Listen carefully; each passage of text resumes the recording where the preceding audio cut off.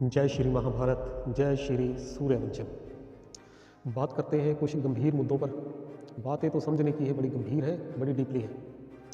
और पहले एक बात वो लोग समझ लें जो विचार की जगह तकरार करते हैं, संवाद की जगह विवाद करते हैं। जिन लोगों को धर्म का इतना सा भी ज्ञान नहीं है, इसकी परिभाषा का पता नहीं है, इसकी फिलॉसफी का पता नहीं है, इसकी डेफिनेशन का पता नहीं है, वो धर्म के क्षेत्र में आजकल उतरे हुए हैं, लोगों को धर्म के बारे में ज्ञान दे रहे हैं। सिर्फ ज्ञान नहीं दे सकता है भगवान के ऊपर, धर्म के ऊपर। जो ब्रह्म का ज्ञाता है, केवल एक इंसान हो जो ब्रह्म ज्ञानी है, जो ब्रह्मा के द्वारा उद्घाटित हुआ ब्रह्म का ज्ञान सुनने के बाद उस ब्रह्म के ज्ञान के अनुसार रमण करता है और सच्चा ब्राह्मण है, दिव्य ब्राह्मण है, दीक्षित है, सूर्यवंशी है, वही भगवान के ऊपर, धर्म के ऊपर बात कर सकता है, ज्ञान का प्रचार कर सकता है। और कोई भी अगर ब्रह्म ज्ञानी होने के बिना भगवान के ऊपर बात करेगा, धर्म के ऊपर बात करेगा, लोगों को निरसंदेह वो गुमराह कर रहा होगा, पथभ्रष्ट कर रहा होगा। और ऐसा ही समाज में चल रहा है। सच्चाई छुप नहीं सकती बनावट के असूलों से, जैसे सच्चाई छुप नहीं सकती बनावट के असूलों से, खुशबू आ नहीं सकती इन कागज के फूलों से। कितना भी जोर लगा लो, आप सत्य को झुठला नहीं सकोगे आप। आज बात करते हैं पंजाब में जो चल रही धर्म को लेकर जो परिस्थितियाँ हैं। मुखिया उसमें 4 धर्म है, अपनी जोर जमाई करने के लिए सरकार अखाड़े में उतरे रहते हैं। पहला है सिख धर्म, हिंदू धर्म, ईसाई धर्म और मुसलमान धर्म। अब इनमें से सर्वप्रथम जो बहुत ज़्यादा अग्रेसिव मोड में रहते हैं, सिख धर्म वाले, जो वर्तमान के लोग हैं, युवा लोग हैं, जिन्होंने बिल्कुल भी धर्म के ऊपर अध्ययन नहीं किया, वो धर्म के ऊपर प्रचार करने में लगे हैं, लोगों को शिक्षा देने में लगे हैं। अब सबसे पहले मेरा एक सवाल है सिख विद्वानों से, सिख स्कॉलर हैं, सिख धर्म का जो प्रचार करने वाले हैं और बिना वाणी के ऊपर अध्ययन किए गंभीरता से वो लगे रहते हैं अपने अपने धर्म का ढोल बजाने में। मगर एक सवाल है, जब आप शब्द धर्म की बात करते हो तो वहाँ पर आप गुमराह कौन प्रचार करते हो कि हमारा सनातन से कोई लेना देना नहीं है, हमारा दूर से भी सनातन से कोई वास्ता नहीं है। क्या इस बात को आप साबित कर पाओगे?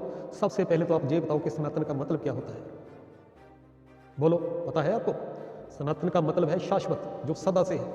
कोई भी वो चीज़ है जो कभी बनी नहीं है मगर है, वो शाश्वत है। कहते हैं परमात्मा, प्रकृति और पुरुष, ये 3 सत्ताएं शाश्वत हैं। परमात्मा परम पिता, भगवान, अल्लाह, गॉड, वाहिगुरु, खुदा, राम, कुछ भी कहें, उस एक भगवान के ही नाम है, वो सदा से। ऐसा नहीं कहेंगे कि भगवान कभी पैदा हुआ था, जहाँ भगवान को किसी ने बनाया था, जहाँ भगवान सबे ही बना था, नहीं कह सकते। भगवान सदा से है, इसलिए भगवान क्योंकि सदा से है इसलिए सदा ही रहेगा। हम ये नहीं कहेंगे कि भगवान कभी पैदा हुआ और भगवान बाद में गुजर गया। परमात्मा, प्रकृति, जितना भी ये साकार संसार है, ये ब्रह्मांड है, उसमें गैलेक्सी हैं, ये धरती है, सूर्य, चांद, तारे, जलचर, थलचर, नभचर, जो भी देखने में आता है, ये भी सदा से है। और पुरुष, पुरुष का मतलब होता है आत्मा, हम आत्मा, हम भी सदा से हैं, इसलिए आत्मा को अजर अमर अविनाशी कहा जाता है। ये 3 सत्ताएं सनातन है, सदा से है। अरे आप कहते हो कि आपका सनातन से कोई वास्ता नहीं है, आप क्या समझ लेते हो? सनातन क्या मतलब? क्या हिंदू धर्म? सनातन का किसी हिंदू से क्या वास्ता हो सकता है, लेना देना हो सकता है? ये अलग बात है, चाहे वो हिंदू है, सिख है, मुसलमान है, ईसाई है, यहूदी, पारसी, जैनी, बौद्धी, नास्तिक, आस्तिक, सब सनातन से ही निकले। 2500 साल का हमारा प्रमाणिक इतिहास है और आज से 2500 साल पहले मानव निर्मित धर्म होंद में आया था, जिसको इब्राहिम ने स्थापित किया और उसका नाम था इस्लाम धर्म, जो बाद में 3 टुकड़ों में बट गया, ईसाई धर्म, यहूदी धर्म और मुसलमान धर्म। और आखिरी धर्म था श्री गुरु नानक देव जी के द्वारा स्थापित हुआ सिख धर्म। हालांकि इन सभी मानव निर्मित धर्मों को मत पंथ संप्रदाय कहा जा सकता है, कहते भी हैं, ये धर्म नहीं है। अब बात करते हैं सिख धर्म की। आप हमें ये जवाब दो, गुरु नानक देव जी इतने महान पुरुष हुए हैं, महापुरुष हुए हैं, इतने विद्वान थे, बुद्धिमान थे, उनकी वाणी सारी दुनिया पढ़ती है, इतना नॉलेजफुल एक इंसान जो महामानव था गुरु नानक देव जी के रूप में, क्या ये नहीं जानता होगा कि भगवान एक है तो धर्म भी तो एक ही रहा होगा ना, या एक ही है। तो गुरु नानक देव जी कैसे गलती कर सकते हैं किसी सिख धर्म को स्थापित करने की? क्या कर सकते हैं?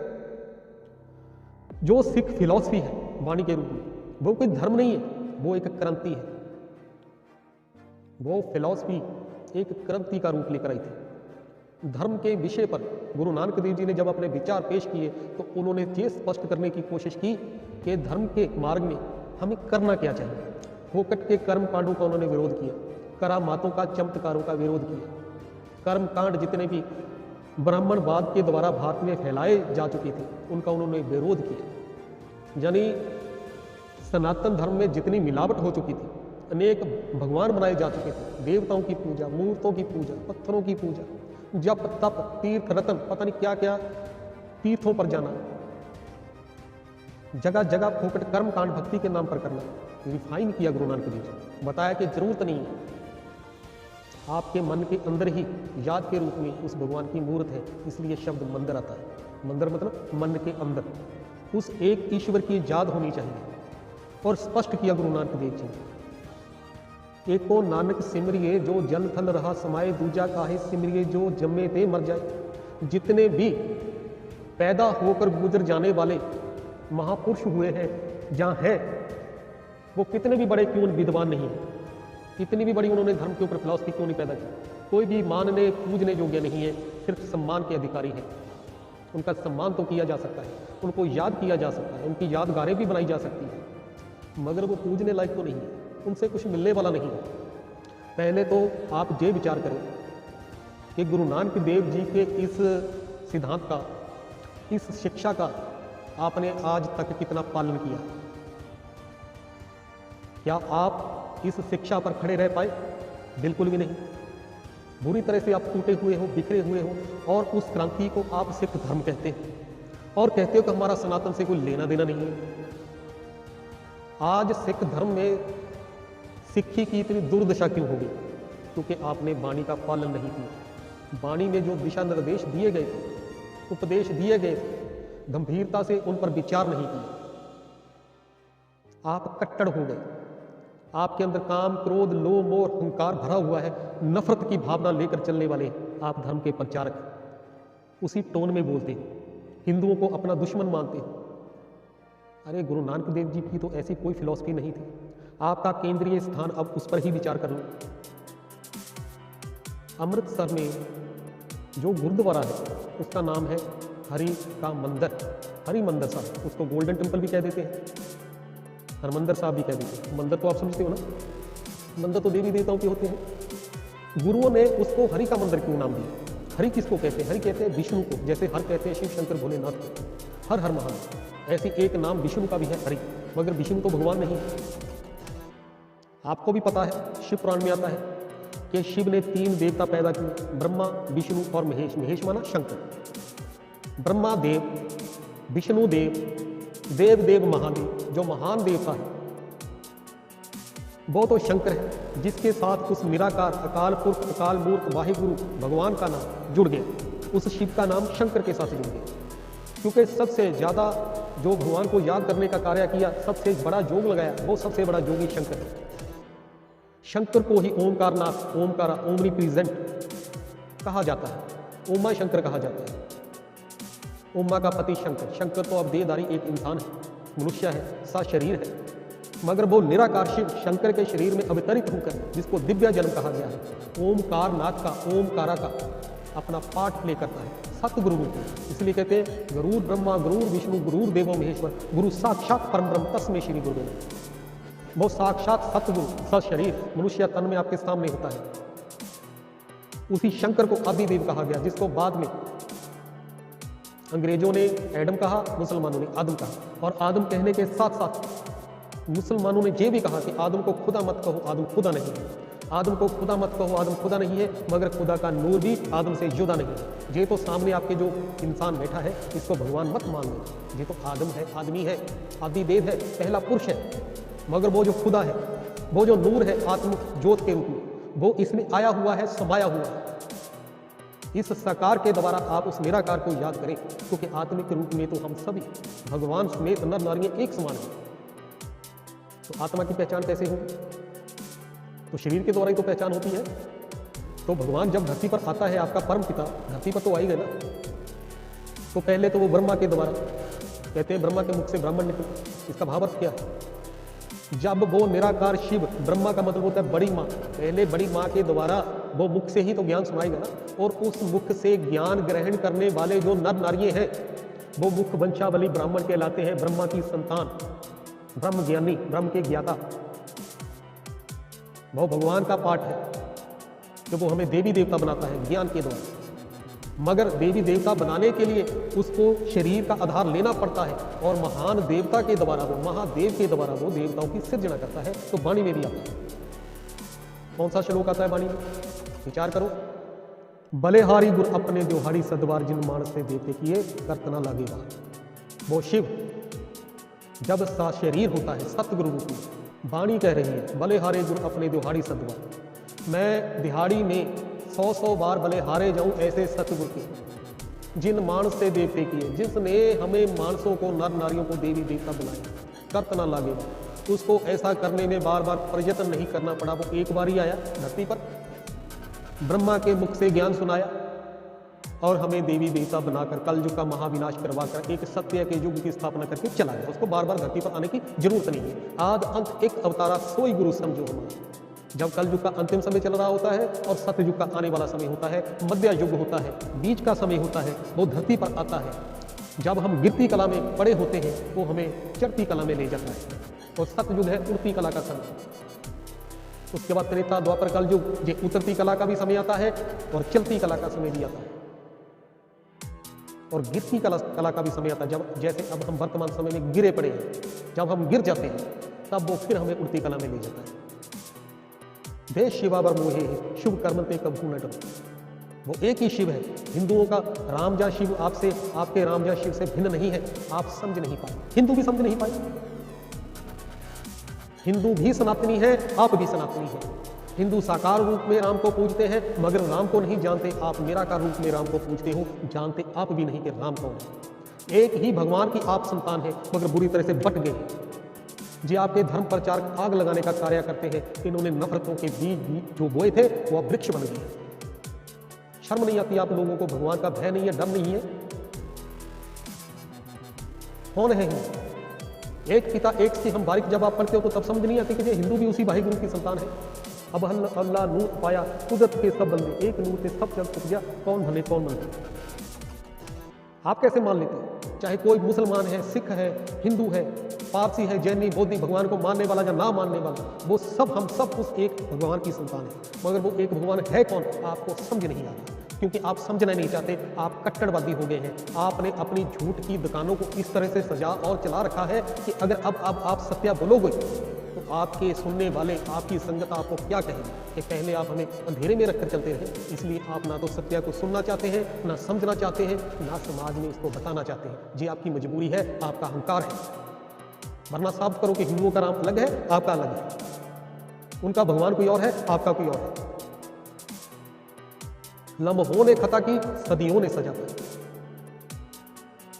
सदियों से ऐसे ही धर्म का प्रचार मनमतों के आधार पर चलता है। मनमतें मिक्स होती रही और आप वाणी से दूर होते चले गए। हिंदू अपने धर्म ग्रंथों से दूर होते चले गए। मनमत का पासार हो गया। मैं आपको कहना चाहता हूं, जो धर्म का प्रचार करते हो, गुरु बने बैठे हो, ब्रह्मज्ञानी बने बैठे हो, महामंडलेश्वर बने बैठे हो, बाबा जी बने बैठे हो, आप इधर उधर की बात मत करो। छोड़ दो ये बातें झूठ को फैलाना, सत्य को समझो। आप इधर उधर की बात मत करो। आप इधर उधर की बात मत करो। ये बताओ कि काफिला क्यों लूटा, संगत कुराही क्यों पड़ गई, अज्ञान क्यों इतना फैल गया। जो महापुरुषों ने सत्य एक ज्ञान दिया था, एक क्रांति के रूप में विचार पेश किए थे, वो छिन्न भिन्न क्यों हो गए। आप इधर उधर की बात मत करो। ये बताओ कि काफिला क्यों लूटा। हमें रहजनों से गिला नहीं, सुनने वालों से, समाज से हमें कोई लेना देना नहीं है। वो क्या करते हैं, ऐसा क्यों करते हैं, क्यों इतना पाप बढ़ गया। हमें रहजुने से गिला नहीं, आपकी रहबरी का सवाल है। आपका क्या होगा जब सत्य सामने आएगा, जब दूध का दूध पानी का पानी हो जाएगा, जब क्यामत का समय आएगा, जब जजमेंट डे आएगा, जब फिर से महाभारत युद्ध शुरू होने को आएगा, तो तब आपका क्या होगा। कितना भागोगे, सत्य की तरफ पीठ करके कितने दिन खड़े रह पाओगे। आखिर तो सत्य की जीत होनी है, सत्यामेव जयते बोलते हैं। उस राम को पहचानो, उस हरि को पहचानो, उस विष्णु को पहचानो, उस नारायण को पहचानो। एक ही भगवान को दिए गए इतने नाम हैं, उसी के नाम पर हरि का मंदिर है, हरमंदिर साहब। उसी को नानक ने वाहिगुरु कहा है, सतगुरु कहा है। वही एक भगवान आपका भी भगवान है, हिंदुओं का भी भगवान है। हरि मंदिर। विष्णु कौन है? क्या वो भगवान है? वो शंकर ही विष्णु है, महाविष्णु है। वही अमरनाथ है। कौन? शिव शंकर भोलेनाथ, निराकार और साकार का सुमेर शंकर महाविष्णु। वही हरि है, वही हर है। कोई अलग अलग दो दो तीन तीन चार प्रकार के भगवान नहीं होते। वही अमर पिता है, ज्ञान का अमृत पिलाने वाला, इसलिए अमृत कुंड बना हुआ है अमृतसर साहिब में। ये प्रतीक है, वो अमृत कुंड उस ज्ञान अमृत का प्रतीक है जो अमर पिता ने हमें ज्ञान के रूप में कभी पिलाया था। कहते हैं ना, अमरनाथ की अमर कथा, वो अमर गाथा जो तीनों कालों को साथ लेकर घूमती है। उसमें भूतकाल काल भी है, वर्तमान काल भी है, भविष्य काल भी है। समय के चक्कर में संपूर्ण सत्य कैसे घटित होता है, सत्य के युग में क्या हुआ, फिर त्रेता में क्या हुआ, फिर द्वापर में क्या हुआ, अब कल युग में क्या हो रहा है, अब आगे क्या होने वाला है। इस सत्य को सिर्फ एक परमपिता परमात्मा शिव शंकर भोलेनाथ, जिसको त्रिकाल का ज्ञाता, त्रिकालदर्शी कहा जाता है, तीनों कालों का जो ज्ञाता है, त्रिलोकीनाथ है, त्रिकालदर्शी है, त्रिदेव है, त्रिनेत्री है, पाप कटेश्वर मुक्तेश्वर, सबका गति सदगति दाता, वही बता सकता है। हम जन्म मरण में आने वाले, चाहे कितने भी कोई बड़े महापुरुष है, कोई मोहम्मद साहब है, कोई जीसस क्राइस्ट है, कोई महात्मा बुद्ध है, शंकराचार्य है, गुरु नानक देव जी है, जितने भी महापुरुष हैं, साधु संत हैं, भक्त हैं, वो कोई भी आपको समय के चक्कर को प्रमाण की रीति से नहीं समझा सकते। वो आपको इशारा दे सकते हैं सतगुरु की पहचान के लिए, और कह सकते हैं कि जिन खोजा तिन ही प्रभु पाया, ना कि ये कह सकते हैं कि जिन्होंने पढ़ा या जिन्होंने पूजा उन्होंने भगवान को पाया। खोज करनी पड़ती है भगवान की, वो सिर्फ इशारा देकर चले गए। हमने उन इशारों को ही पकड़ के बैठ गए। हम वो मात्र मील पत्थर थे सत्य के मार्ग पर लगे हुए। वो ये बताते थे कि सत्य कितनी दूर है, आपका मार्ग सही है या गलत है। हमें आगे बढ़ना था, सतगुरु तक जाना था। सतगुरु एक होता है, ये नहीं कि सिखों का सतगुरु कोई और है, हिंदुओं का कोई और है, मुसलमानों का कोई और है और ईसाइयों का कोई और है। वो जगत पिता, जगत गुरु, पूर्ण गुरु, वो परम ब्रह्म, वो एक है। आपको उसकी पहचान नहीं है। आपने नफरतें इतनी फैला दी कि आप सत्य से दूर हो गए, सत्य से भी आपको नफरत होगी, आप विचार नहीं करना चाहते। जे आजकल के युवा, इन्होंने पूरी अत मचाई हुई है। विचार की जगह तकरार करते हैं, संवाद की जगह विवाद करते हैं। मगर कितने दिन चलेगा आपका ये तकरार का ढोंग और विवाद? सब समेट दिए जाओगे समय आने पर। जय भारत सनातनी राष्ट्र है, हम सब सनातनी हैं, और अब हमारे असल धर्म का नाम है आद सत्य सनातन धर्म। जो शाश्वत है सदा से, उसके आगे आद क्यों लगा है? जबकि आद का तो मतलब होता है शुरुआत। भगवान भी धर्म की स्थापना नहीं करते, इसका नव निर्माण करते हैं, इसका निर्माण नहीं करते। जब धर्म प्राय विलुप्त हो जाता है, जैसे अब हो गया है, सत्य धर्म प्राय विलुप्त है, कुछ अंशों में बच गए। नाम तो है आद सत्य सनातन धर्म, मगर उसका विज्ञान, उसकी साइंस खत्म है। वो भगवान उस प्राय विलुप्त आद सत्य सनातन धर्म को पुनर्सुरजीत कर जाते हैं, उसको फिर से चार्ज कर जाते हैं। उसका निर्माण नहीं करते, नव निर्माण करते हैं। इसलिए गीता में भगवान कहते भी हैं, सर्व धर्म परित्याज्य मामें शरण व्रज। सब मत पंथ संप्रदायों को, इन धर्मों को छोड़कर तू मेरी शरण में आ। तुम्हें मैं बताता हूं कि सत्य क्या है। जिस सभी मत पंथ संप्रदाय जिस धरती पर आने ही थे द्वापर युग से, क्योंकि 2500 साल पहले इनका आना शुरू हुआ। 2500 साल नरक का समय है, 2500 साल स्वर्ग का समय है। इसलिए महाभारत के अंतिम पर्व में लिखा हुआ है कि जब घर घर में महाभारत होने लगे तो समझ लेना कि महाभारत के युद्ध का फिर से समय आ गया। तो हम कहते हैं कि महाभारत के युद्ध को हुए 5000 साल हुए, तो फिर से 5000 साल बाद फिर से वही परिस्थितियां बन गई हैं। आप पहचानो कि 3 सेनाओं में से आप कौन सी सेना का हिस्सा है। पांडव भी है, मुट्ठी भर लोग, सच्चे सुच्चे लोग।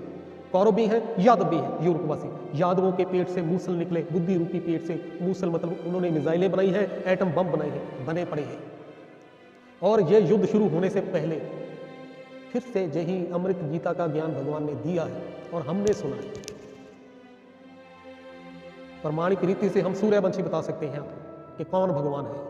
वो हमारा पिता है, परम पिता। क्या हम उसको पहचान नहीं सकते, जान नहीं सकते, उससे बात नहीं कर सकते? फिर वो हमारा पिता कैसे हुआ? और बुल्लिया तेरे कोड़े वो अख नहीं, वरना भगवान था तेरे तो बख नहीं। वो ज्ञान का नेत्र, वो शिव नेत्र आपके पास नहीं है। कैसे भगवान को पहचानोगे? आप तो देहों को पूजने वाले, देहों को देखने वाले, देहों को मानने वाले लोग हैं। आपको तो अपनी माता का भी नाम भी पता नहीं है। चाहे आपका शरीर के रूप में जन्म हो, चाहे आत्मिक जागृति के रूप में आपका जन्म हो, सर्वप्रथम माँ होती है। माँ पहली गुरु होती है। जे सिख, जे ईसाई, जे मुसलमान बताएं कि इनकी माता कौन है। आप पिता को मानते हो, वो भी निराकार रूप में। अरे निराकार रूप में भगवान आपका कर क्या सकता है, जिसका अपना शरीर ही नहीं है? क्यों वाणी में कहना पड़ा, महादेव को कहते सदाशिव निरंकार का चिन्हित नहीं। उस महादेव को ही सदाशिव कहते हैं जब वो शरीर में आया होता है। सतगुरु रूप में ही वो आपका भला कर सकता है। आत्मा परमात्मा अलग रहे बौकार, सुंदर मिला हो गया जब सतगुरु मिला दलाल। वो सतगुरु ही परमात्मा है। उस सतगुरु, उस शरीर में ही भगवान बैठकर आपको ज्ञान दे रहा है। इसलिए आपको उसकी पहचान नहीं होती, क्योंकि आप ज्ञान सुनना नहीं चाहते, ज्ञान के ऊपर विचार नहीं करना चाहते। बुद्धि पर पर्दा पड़ गया। इसलिए कहते भी है, राम के भक्त रहीम के बंदे, जे सब है अकल के अंधे।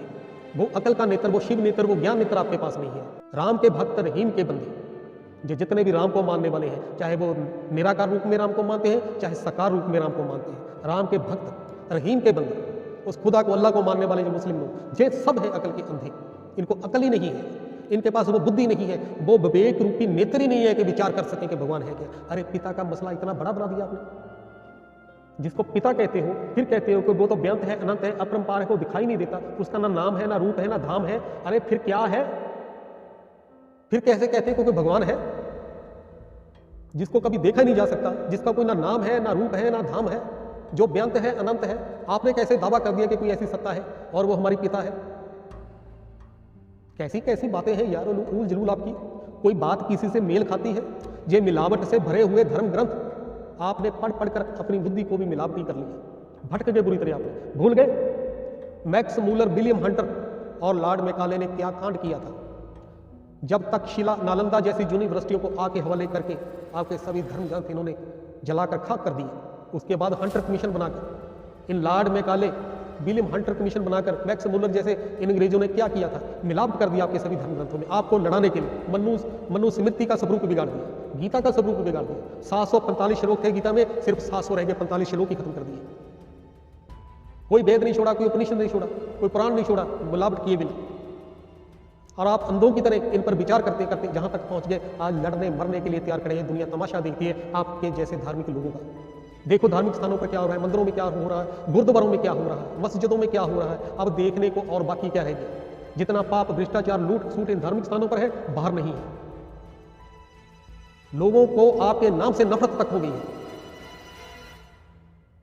आप जितने भी जो धार्मिक लोग हैं, जिस दिन धरती से उठा लिए जाएंगे, धरती पर शांति आ जाएगी, आपसी स्नेह प्रेम बढ़ जाएगी।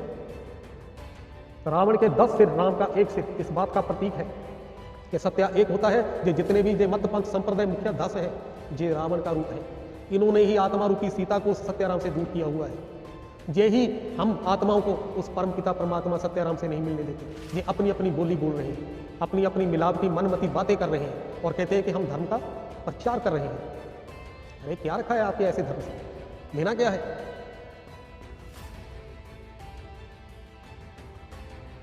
बहुत बुरा कर रहे हो, बहुत बड़ा पाप कर रहे हो आप लोग। हिंदू बन गए हो, सिख बन गए हो, बजरंग दल बना लिया ना। आप बजरंग बली को जानते हैं, बजरंग दल बना लिया, राम की सेना बन गए।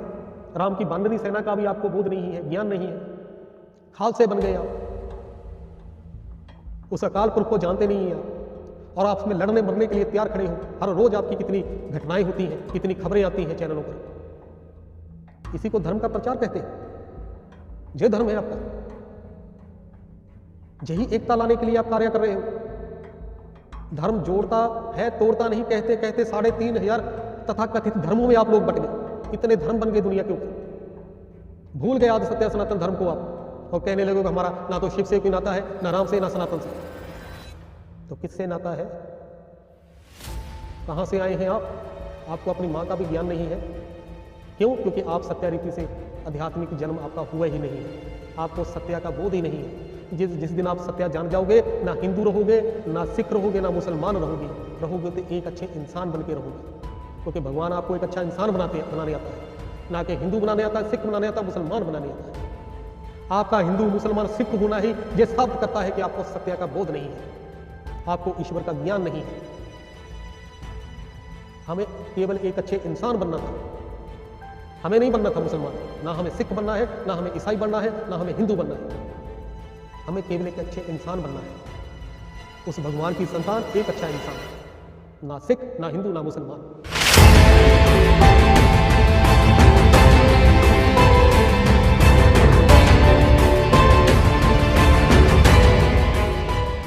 इसलिए कहता हूं कि सत्यामेव जयते, आखिर तो सत्य की जीत होनी है, जितना जोर लगाना है लगा लो।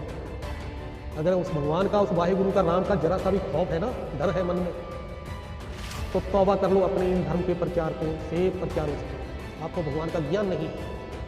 आत्म मंथन करें, आत्म चिंतन करें, बैठकर सोचें कि सच में आपको अपने अपने धर्म के अनुसार ही लगा लो। भगवान का ज्ञान है, सतगुरु की पहचान है कि सिर्फ चोले पहन लिए, वर्दी पहन ली, किसी ने सफेद बाणा पहन लिया, किसी ने भगवा पहन लिया, किसी ने हरा, किसी ने नीला, क्या जय भगवान ने बनाया था आपको? तो जवाब आ जाएगा अंतरात्मा से कि बिल्कुल भी आपको ज्ञान नहीं है, महाअज्ञानी है। छोड़ दो, ये मार्ग आपके वश का रोग नहीं है। कोई काम धंधा कर लो, ये धर्म को धंधा बनाकर दुनिया में कब तक लूट मचाओगे? दुनिया जाग गई है, लोगों में जागृति आ गई है, बहुत बुरा हश्र करेगा वो भगवान आपका। अभी भी तौबा कर लो, समय है। जय श्री राम, जय श्री महाभारत, जय श्री सूर्य।